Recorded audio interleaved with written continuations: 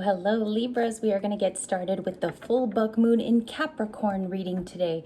So basically this happens at 7:32 depending on where you are in the world, and it concentrates on your inner self and the relationships that you've been building. The focus that's put into that are your inner feelings, and you might already be feeling it actually, Libras.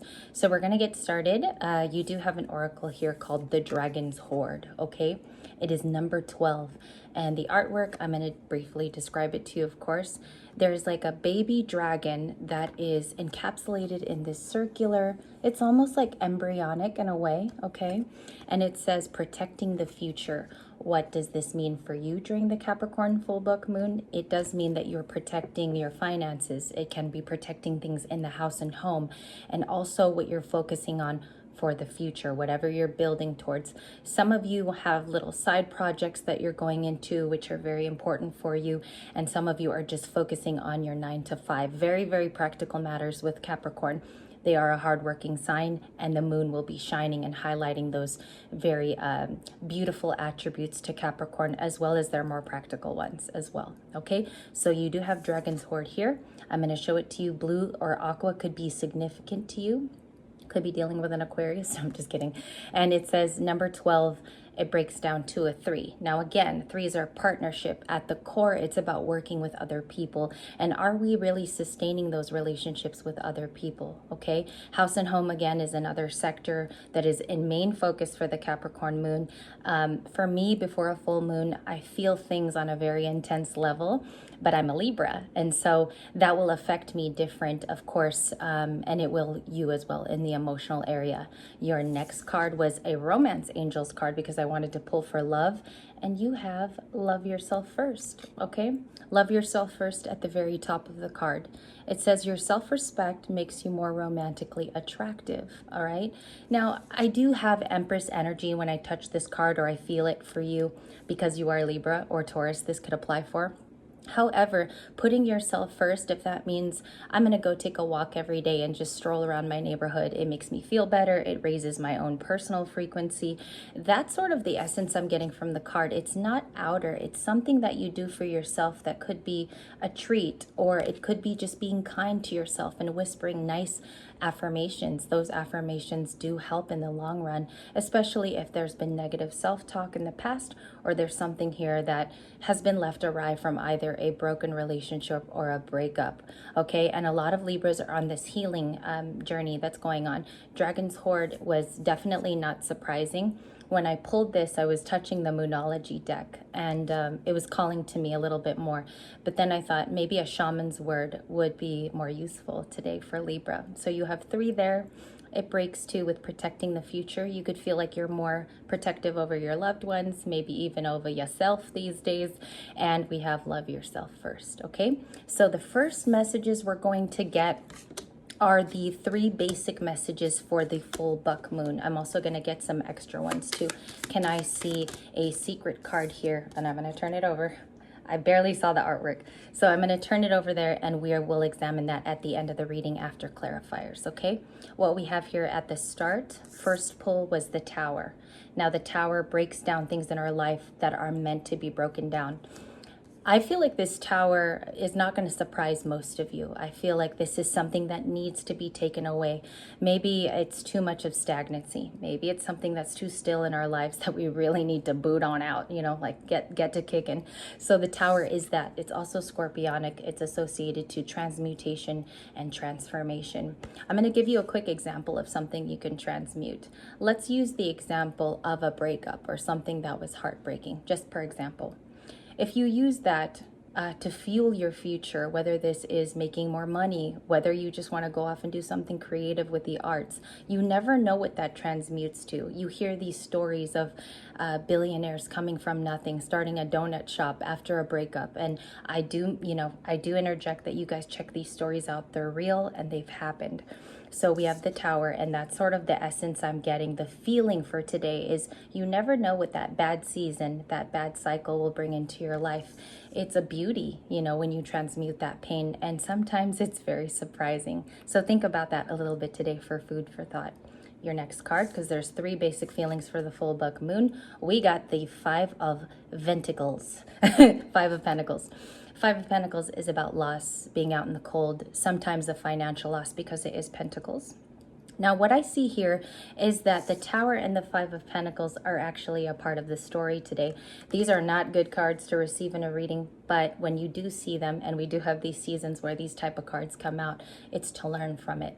So the 5 of Pentacles, loss, and the Tower, they could be coinciding at the same time, all right? I feel like this is post-moon for you guys after the Capricorn moon finishes.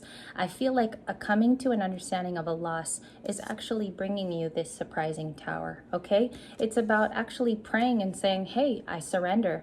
This is something that I actually can't change. I've tried. I've put my best foot forward. I've really tried in the 5 of Pentacles that I'm feeling here, all right? And of course, I'm speaking in general. Maybe you are not going through the 5 of Pentacles and this reading doesn't apply to you today, okay? So we have that. We do have Scorpio. We have Taurus, Virgo, Capricorn. So some earth here going on with the 5 of Pentacles. Let's examine the 3rd card. We have the Hermit. The Hermit is ruled by Virgo and they are ruled by Mercury, okay? So I do want to talk about this a little bit. When you are going through the Hermit phase, it is a spiritual examination of the self.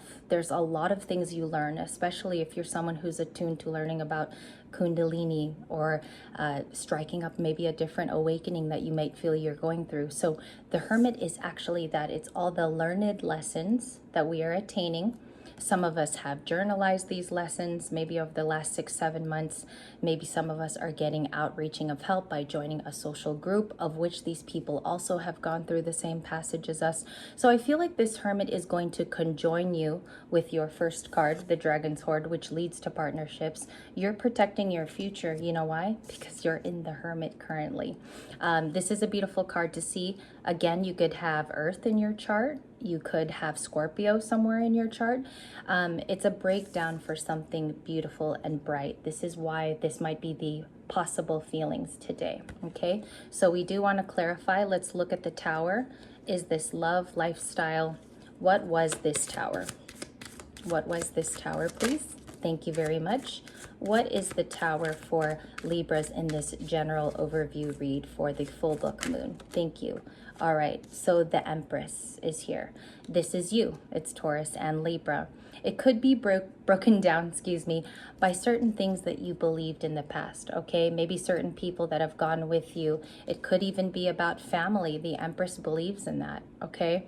Also, it can be long-standing beliefs about a position of which you held, maybe within the family, maybe a place that you're still thought of, Libra, as a leader, okay? Maybe it's also to bring forward and awaken a true Empress by this card showing up, okay? So maybe you haven't reached yet your full-blown potential. Maybe it's coming in with that Empress card. So we see that here. We also have the Page of Swords. This was the other flipper. You could be learning about something, obviously, that activates a creative part of you. The Page of Swords at best is curious, looks into new subjects, and is able to research, develop themselves. Also, it can be a stalker, as most readers say, but you could be learning the truth about somebody's interest in you. That can also be translated in that way today. Page of Swords to the Empress. Again, it's a page, possibly looking at an Empress, okay? Maybe learning from them, someone younger in the family, or maybe someone younger that you dealt with. So someone could be learning from you. Again, the Tower is to maybe rebirth a part of yourself. That is the Empress. And so we want to get a little bit more. What was at the bottom? The 7 of Cups. So maybe about options that are around. Maybe these are being hidden from you at this current time with the 7 of Cups. It can be very unclear sometimes when our options do not make themselves readily available. This could be a job for you. This could be a place in your community, as well as maybe starting something new. Maybe it's always been there. We just got to tap in. All right. So full book moon messages. I'm going to get one more out and we're going to look at your mystery card too. Let's get one more out. Highest message too for this full book moon reading. Again, the 5 of Pentacles, we learn from this. This is a card that we continually learn from, whether it is being left out in the cold or someone was feeling left out in the cold by you, Libra, potentially. We do have a Knight of Wands, okay? This is fast, it's rapid, it's also by someone who is fiery, right? That's Aries, Leo, Sagittarius. So with this, it is coming in as a message intuitively for me as a reader. The Knight of Wands can actually be the Page of Swords. This is the action that they're taking, okay? They could be taking fiery advances to make you actually know about a certain piece of information.